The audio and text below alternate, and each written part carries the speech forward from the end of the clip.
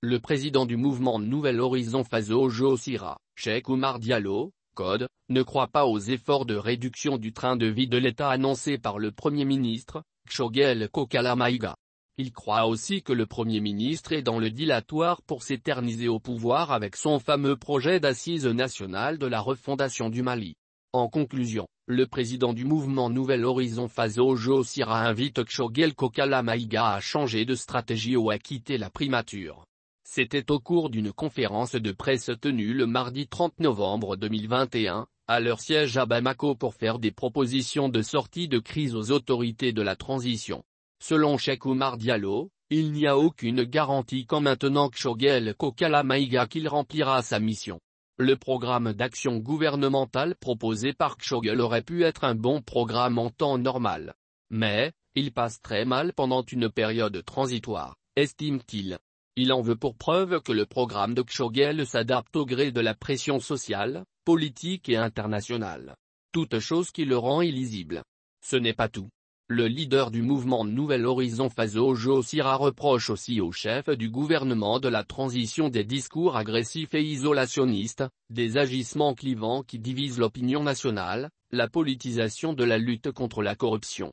Sur ce dernier, il en veut pour preuve la procédure judiciaire engagée contre l'ancien patron de l'APCAM, Bakary Togola qui s'est terminée en queue de poisson devant la cour d'assises de Bamako. Aussi sur la question de l'organisation de l'élection présidentielle, Cheikh Oumar Diallo se dit également très confus par la posture prise par le Premier ministre, Choguel Kokala Maïga.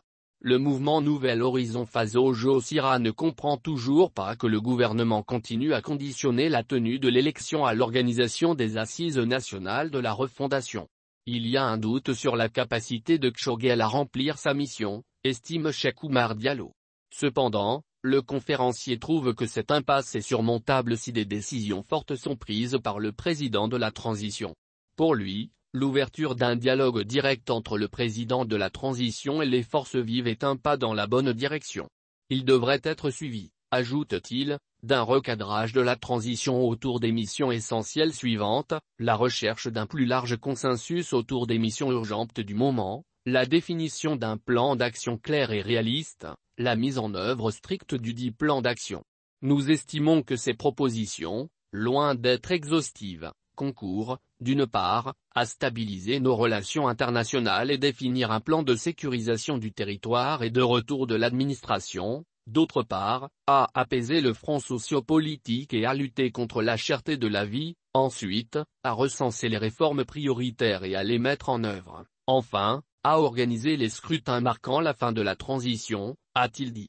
En outre, Cheikh Oumar Diallo, code, a souhaité la mise en place d'un gouvernement d'union nationale conjuguant inclusivité et compétences techniques.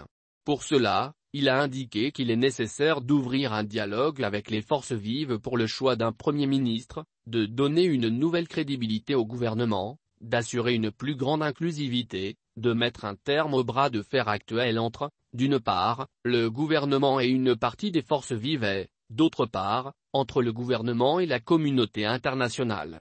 Cheikh Oumar Diallo évoque aussi la nécessité de préparer un nouveau PAG, plan d'action du gouvernement, d'élargir le CNT, Conseil national de transition,